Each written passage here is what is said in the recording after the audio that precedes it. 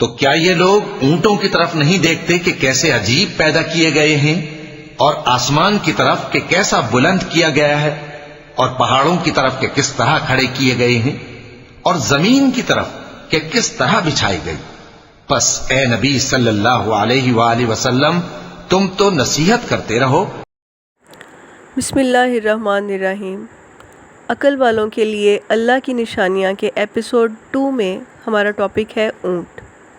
جیسا کہ ابھی ہم نے قرآن پاک کی آیت سنی جس میں اونٹ کا ذکر کیا گیا ہے کہ کیا یہ لوگ اونٹوں کو نہیں دیکھتے کہ کیسے بنائے گئے؟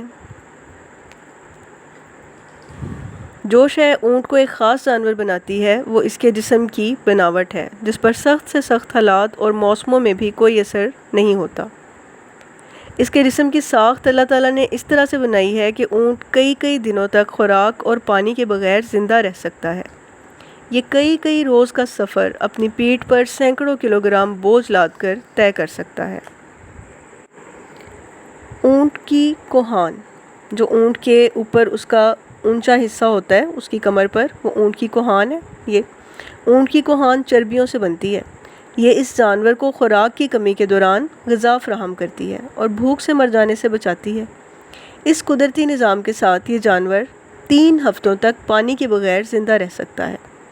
اس عرصے میں اس کا وزن 33% کم ہو جاتا ہے، اور اگر ایسے ہی حالات انسان کو درپیش ہوں تو وہ اپنا 88% وزن کھو دیتا ہے اور 32 گھنٹوں کے اندر مر جاتا ہے، کیونکہ اس کے جسم کا سارا پانی ختم ہو جاتا ہے۔ تو یہ اونٹ کا ایک خاص فیچر ہے کہ اللہ تعالیٰ نے اس کے اندر اس طرح کی صلاحیت بنائی ہے کہ یہ جو ہے وہ کئی دن تک، کئی ہفتوں تک بغیر پانی کے زندہ رہ سکتا ہے۔ پھر اونٹ کے جسم کے اوپر اون ہوتی ہے جو گھنے بالوں سے بنتی ہے، جو اس جانور کو بہت زیادہ سردی اور جلا دینے والی گرمی میں محفوظ رکھتی ہے اور اس کے جسم میں پانی کی کمی ہونے سے بھی بچاتی ہے۔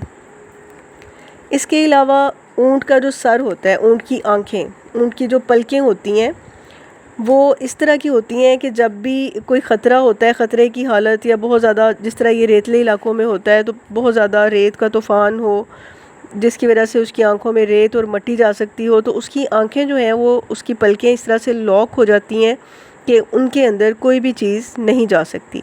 اس کی کان اور ناک لمبے بالوں سے ڈھکے ہوتے ہیں جو اس جانور کو ریت اور مٹی سے محفوظ رکھتے ہیں۔ اس کی جو گردن، لمبی گردن ہوتی ہے، اس کے ذریعے یہ زمین سے تقریباً 3 میٹر کی بلندی تک اونچے جو ہے درختوں کے پتے وغیرہ کھا سکتا ہے۔ اور پھر لاسٹ پہ اونٹ کے پاؤں، اس کے پاؤں میں نیچے کی طرف 2 پنجے ایک گدی نما لچکدار پیڈ سے جڑے ہوتے ہیں۔ اس ساخت کے پاؤں اس جانور کو اس قابل بناتے ہیں کہ وہ زمین پر اپنے پاؤں کی گرفت کو مضبوط بنا سکیں۔ اس کے پنجوں کے ناخن کسی ٹکر کی صورت میں پاؤں کو نقصان سے بچاتے ہیں۔ تو اس طرح سے آپ دیکھیں کہ اس میں اونٹ کی بناوٹ میں اللہ کی قدرت کی ایک نشانی ہے۔ تو جو لوگ اللہ کی بنائی چیزوں پر غور کرتے ہیں وہ اس چیز سے کبھی انکار نہیں کر سکتے کہ بے شک اللہ تعالیٰ ہر چیز پر قادر ہے، اور اس کی بنائی، اس کی تخلیق میں عقل والوں کے لیے نشانیاں ہیں۔